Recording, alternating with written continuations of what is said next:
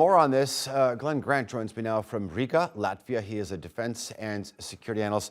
Lieutenant Colonel, good to have you on the show. So the Russian ambassador to Washington is saying that this American drone deliberately and provocatively was moving towards Russian territory, mind you, with its transponders turned off. I mean, if this is true, then from a Russian standpoint, this could be perceived as provocative and escalatory. Well, in the first case, moving towards Crimea, it's not Russian territory. It's actually Ukrainian territory. And it was in international airspace. And as you heard from your previous speaker, the Americans have been flying this sort of mission day on day on day for a long time, including before the 24th of February last year. So this is nothing new. And then I would add to this that of course, Americans are flying close to ships and aircraft is also nothing new. The Russian Air Force have been doing that in the Black Sea and the Baltic Sea for years, like 20 years. So actually, the fact that this time they actually brought something down is actually not, could say not a surprise, because it's been on its way for a long time. Mm-hmm. How do you expect the United States to react after this incident? I mean, do you expect them to sort of step up its drone operations over this particular area?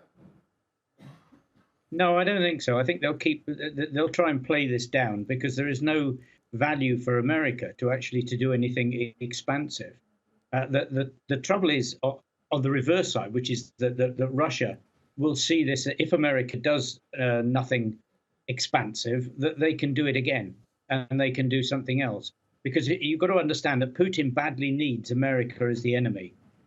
It's very, very difficult for him to do a second large mobilization unless he has America on the other, as a clear enemy. And if America is not going to play, that actually makes his political games quite challenging. But one goes back to it and remember that the one time that anybody did do something against Russia, which was Turkey, in actually downing a Russian aircraft, then Russia very much quickly stepped back.